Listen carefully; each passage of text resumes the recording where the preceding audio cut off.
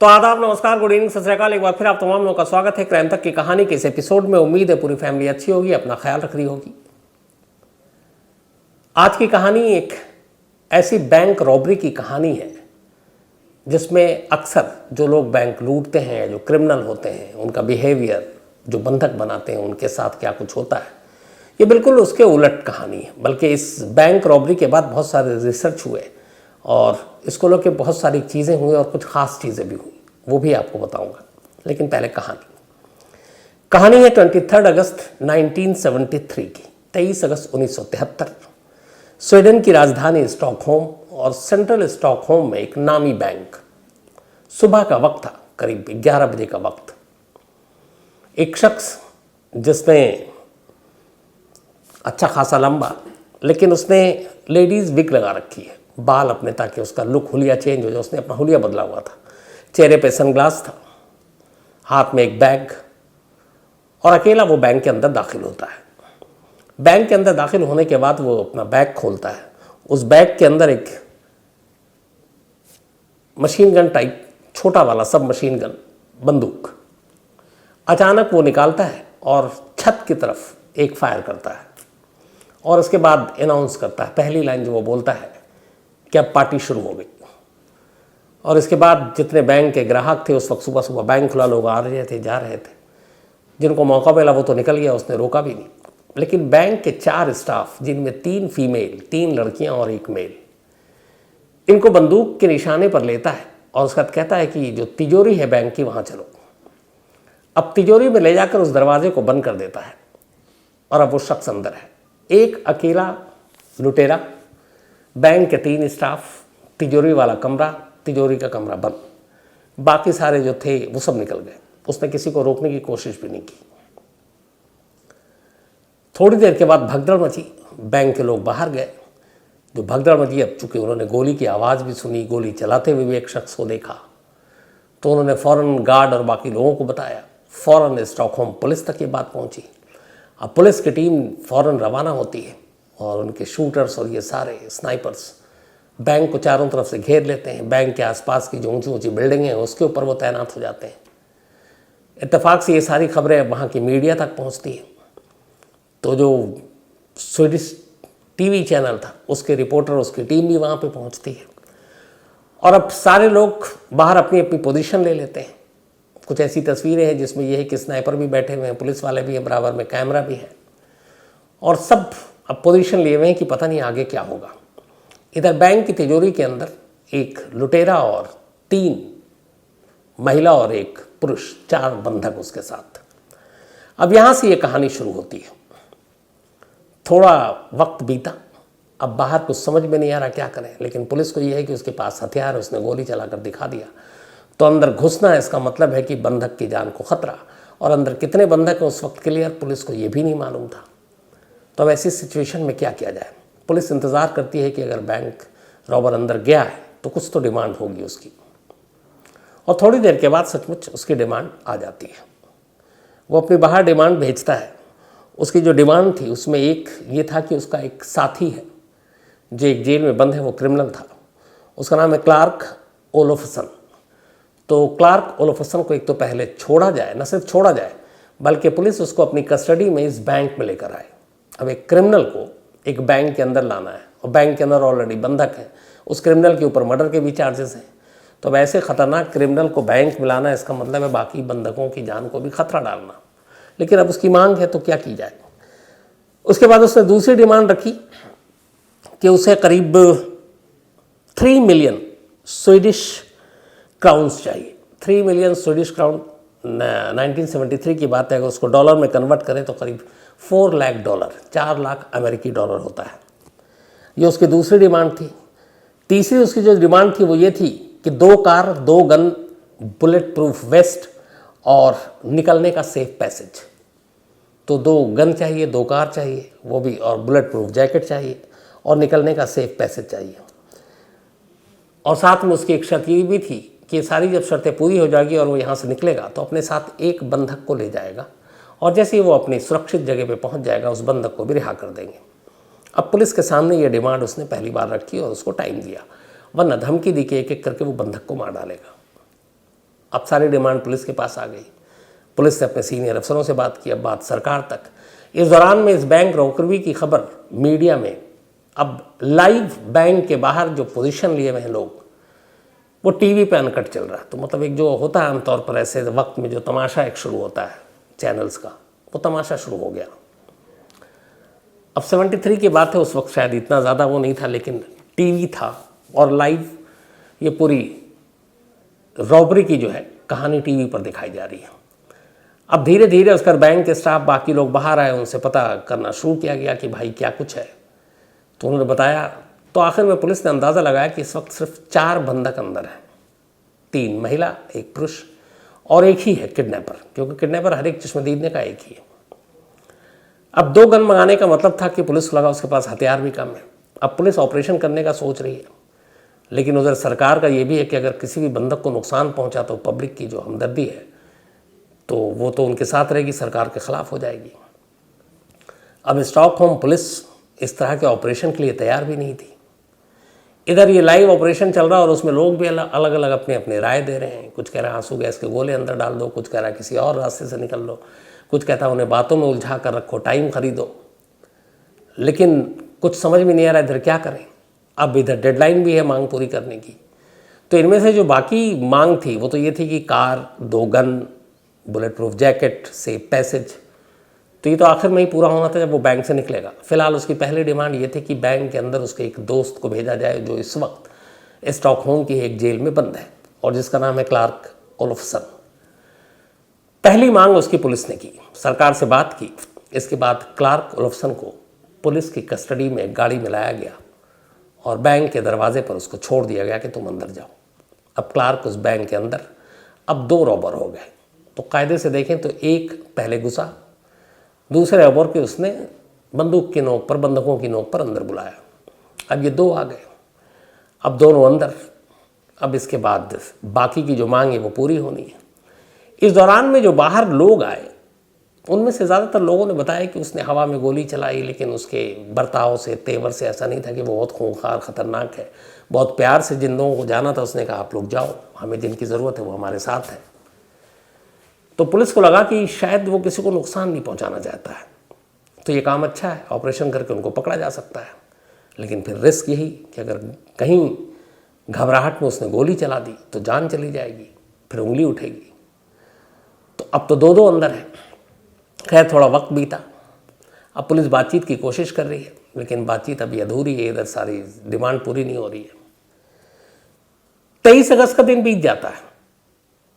Bank के robber दोनों अभी 23 अगस्त को उसी बैंक के अंदर है। अब 24 अगला दिन आ गया शुरू, नया दिन। अब फिर नेगोशिएशन, बातें चल रही हैं, खाना वाना सब भेजा जा रहा है। लेकिन इधर पुलिस भी है कि किसी तरह गुमराह करें, किसी तरह बाहर निकालें, डर भी है। उधर उनको भी कि कहीं पुलिस किसी तरह फंसा न ले। अब इस चक्कर में 23 के बाद 24 अगस्त भी बीत गया। अब 2 दिन से बैंक बंद, बैंक के अंदर बंधक 4 लोग। अब इधर बैंक के बाहर पुलिस अपनी प्लानिंग कर रही है, उधर बैंक के अंदर उस वॉल्ट तिजोरी के कमरे में सिचुएशन ये है कि 3 बंधक हैं, मतलब लड़कियां और एक लड़का और 2 रॉबर। अब बाहर से खाना आ रहा है, उनको प्यास लगती है, पानी चाहिए, कुछ और चाहिए। बड़े प्यार से रॉबर उनकी हेल्प कर रहा है। एक ने कहा कि मेरे घर वाले परेशान होंगे, फ़ोन पे बात करनी। उसने कहा ठीक है मैं कराता हूँ। उसने फ़ोन पे बात कराई, फिर दूसरे की, एक का फ़ोन नहीं उठाया किसी ने। 3 लोगों ने बात कर ली, घर वालों को थैंक यू भी बोला। एक ने कहा फ़ोन नहीं उठा, उसने कहा कोई बात नहीं, थोड़ी देर के बाद फिर ट्राई करना। तो उन लोगों के बर्ताव से अब बंधक जो है धीरे धीरे उनकी दोस्ती हो गई। उन्हें लगा यार ये तो ठीक है, बैंक रॉबरी करने के लिए आया, लूटने आया, लेकिन इंसान अच्छा लग रहा है। अब वो हंसी मजाक, एक दूसरे की फैमिली के बारे में बातें, ये सब शुरू हो गई। उधर पुलिस इंतज़ार कर रही कि कोई मौका मिले तो कुछ करें। इस चक्कर में अब तीसरा दिन बीत गया, 23, 24, 25 अगस्त, 3 दिन ख़त्म। अब बैंक के अंदर में कुछ हो नहीं रहा है। इधर जो बंधक हैं अब वो किडनैपर के साथ उनकी दोस्ती हो चुकी है और चारों अलग अलग मिजाज के हैं, फिर भी दोस्ती है। अब बहुत सारी डिमांड थी खाने पीने इसकी, तो इसके लिए पुलिस ने सामान अंदर भी भेजा। इसी दौरान एक बार जब वॉल्ट तिजोरी तक पहुंची एक पुलिस की टीम, जिसको भेजा इन्होंने आम आदमी के ज़रिए, तो उन्होंने उस तिजोरी के पास ही एक माइक्रोफोन रख दिया था ताकि बातचीत सुन सकें। अब वो चुपचाप रख कर चला आया। अब बाहर पुलिस की टीम पोजीशन लिए हुई है। अब यहाँ से पुलिस ने बातें भी सुननी शुरू कर दी कि इस रूम में क्या बातें हो रही है। अब जब बातें सुननी शुरू की पुलिस ने, तो पुलिस के भी होश उड़ गए कि यहाँ यह क्या चक्कर है, हम बाहर पसीना बहा रहे हैं, हम इंतज़ार कर रहे हैं कि कैसे निकालें, और यहाँ बंधक और वो सब जोक सुना रहे हैं, हंस रहे हैं, एक दूसरे से प्यार मोहब्बत की बातें कर रहे हैं, और फिर उनके बारे में पूछ रहे हैं तुम लोग ये क्यों कर रहे हो, ऐसा क्या है, ये सारी। तब ये अजीब एक स्थिति थी पुलिस के सामने कि एक तरफ एक बैंक पूरा हाईजैक कर रखा है, बैंक के अंदर रॉबर हैं, उनके पास हथियार है, 4 बंधक हैं, ऑपरेशन करें तो कुछ भी हो सकता है, लेकिन जो बंधक हैं वो बड़े खुश हैं। अब ये जो मानसिक हालत है ऐसी सिचुएशन में, आमतौर पर लोग अपने किडनैपर से डरते हैं जिनका किडनैप हुआ, लेकिन यहाँ जो किडनैप हुए वो अपने ही किडनैपर के साथ घुल मिल गए हैं। अब पुलिस की हालत ख़राब की, ये हो क्या रहा है। अब इस चक्कर में 4 दिन निकल गए। 5वें दिन फिर निगोशिएशन की बात होती है कि अच्छा ये पैसे सारी चीज़ें मिल जाएंगी, लेकिन पुलिस एक शर्त रखती है। वो कहती है कि सबसे पहले 4 बंधक को बाहर भेजो और इसके बाद तुम दोनों निकल जाओ, तुम्हारे लिए गाड़ी, बुलेट प्रूफ जैकेट, ये सब मंजूर है। अब यहाँ उल्टा हो रहा है, किडनैपर अपनी डिमांड रखे कि नहीं पहले ये जाएगा या पहले वो जाएगा। जब ये पुलिस का ऑफ़र आया तो जो 4 बंधक हैं, खासतौर पर उनमें 3 लड़कियाँ, उन्होंने इधर से जवाब दिया पुलिस को कि नहीं, पहले जैन एरिक ओल्सन, ये पहला था जो घुसा था बैंक में, और दूसरा क्लार्क जिसको उसने बुलाया था ओलफसन, उसने कहा नहीं, सबसे पहले ये दोनों बाहर निकलेंगे बैंक से, और ये दोनों जो आपने गाड़ी दी उसमें बैठ के निकल जाएंगे, उसके बाद हम 4 बंधक निकलेंगे। अब ये अजीब सिचुएशन, आमतौर पे पहले बंधक की जान खतरे में होती है, उसको सुरक्षित निकालना ज़रूरी है। अब यहाँ पुलिस बात कर रही है, किडनैपर तो पीछे हैं जो बैंक के रॉबर हैं, जो बंधक हैं वो कह रहे हैं कि नहीं, पहले इन दोनों को आप बाहर निकालिए, क्योंकि क्या पता आप इन्हें बाहर निकालते ही गोली मार दो, इनकी जान ले लो, तो ये ठीक नहीं है, तो हम लोग पहले नहीं निकलेंगे। अब पुलिस यहाँ फिर परेशान, यार हम इसे बाहर निकालने की कोशिश कर रहे हैं, बंधकों को बचाने की कोशिश कर रहे हैं, और ये जो है ये कह रहे हैं कि नहीं पहले इनको बाहर निकालो, हम तब बाहर निकलेंगे। अब ये सारी चीज़ें हो रही हैं। 5वें दिन के बाद अब 6ठा दिन आ गया। अब अभी तक पूरे स्टॉकहोम में, स्वीडन में ये बैंक रॉबरी कंटिन्यू लाइव चल रहा है, एकदम फुल तमाशा के साथ, कि अंदर क्या हो रहा है, उनकी बातें हैं, कुछ ऑडियो रिकॉर्डिंग आ गई वो भी चल रही है। अब सारी बातें हो रही हैं, अंदर 4 बंधकों के बारे में फैमिली की हिस्ट्री निकाल ली गई, उनके फैमिली से बातचीत हो रही है। तो कुल मिलाकर एकदम ये बैंक रॉबरी सुर्खियों में। अब आसपास दूसरे देशों में भी बड़ा इंटरेस्ट जाग गया उस वक्त कि एक स्टॉकहोम में एक बैंक के अंदर एक रॉबर हैं और करीब 5 दिन हो गए हैं, और 4 बंधक हैं, 3 महिलाएं हैं, और वो अजीब हैं कि वो अपनी जान बचाने और बाहर निकलने की बजाय रॉबर्स का सपोर्ट कर रही है, कह रही कि पहले उनको निकालो, उनको सुरक्षित रखो, उनको आप गोली मत मारो, तब हम बाहर आएंगे। अब ये क्या है, ये क्यों है? तो ये सारी चीज़ों ने इस केस को एक अनोखा केस बना दिया। अब इधर दिन पर दिन बीता जा रहा है। उस वक्त ओलफ पाल्मे शायद स्वीडन के प्राइम मिनिस्टर थे। अब उनसे भी बात हो रही है कि क्या करें, ऑपरेशन करें, तो उनका भी ये कि नहीं, अगर ऑपरेशन में एक भी बंधक मारा गया तो फिर बात सरकार तक आएगी, तो क्या किया जाए। अब 23 के बाद आखिरकार 28 अगस्त 1973 की तारीख आ गई। 6ठा दिन था ये। 6ठे दिन पुलिस ने, अब चूंकि आना जाना भी था, पुलिस को यकीन हो चुका था कि ये किसी बंधक को मारेंगे नहीं दोनों, और अभी तक उन्होंने किसी को नुकसान भी नहीं पहुंचाया था, तो पुलिस को यकीन हो गया कि थोड़ा सा रिस्क ले सकते हैं, लेकिन पूरी तरह से लेना भी ख़तरनाक था कि पता नहीं उनकी मेंटल हालत क्या है। अभी तो अच्छे बने हुए हैं, जब लगेगा कि उनकी जान खतरे में है तो हो सकता है वो भी हिंसक हो जाए। तो अब क्या करें? फिर भी पुलिस ने एक कहा कि चलो सेफ रास्ता निकालते हैं। कुछ चीज़ें भेजने के साथ साथ उन्होंने उसी वॉल्ट रूम में, तिजोरी वाले कमरे में, कुछ आंसू गैस के गोले फेंकवा डाले। अब जब आंसू गैस के गोले डाले तो आंखें जलने लगी, कमरा खुला, कुछ दिखाई नहीं दे रहा है, और तब तक पुलिस को यकीन हो चुका था कि शायद ये गोली नहीं चलाएंगे। और उसी आंसू गैस के गोले का फ़ायदा उठाकर इस दौरान में जो इनकी तैयार टीम थी, स्पेशल टीम पुलिस की, वो तिजोरी के रूम में पहुंचती है, 4 बंधकों और उन 6 को अपने कब्जे में कर लेती है, फिर उन्हें बाहर लेकर आती है। और इस तरीके से 6 दिन बाद ये दोनों पकड़े जाते हैं। जब पकड़े जाते हैं, उसके बाद बाहर आते हैं, तब भी ये आलम है कि वो 4 के 4 बंधक वो बार बार पुलिस से कह रहे हैं कि देखिए, इसने पिछले 6 दिनों में हम में से किसी को भी कोई तकलीफ़ नहीं पहुंचाई, न धमकी दी, हमारा बहुत ख्याल रखा, खाने पीने का ख्याल रखा, हमारे घर पे हमारे लोगों से बात कराई, इनके साथ कुछ गलत मत कीजिए।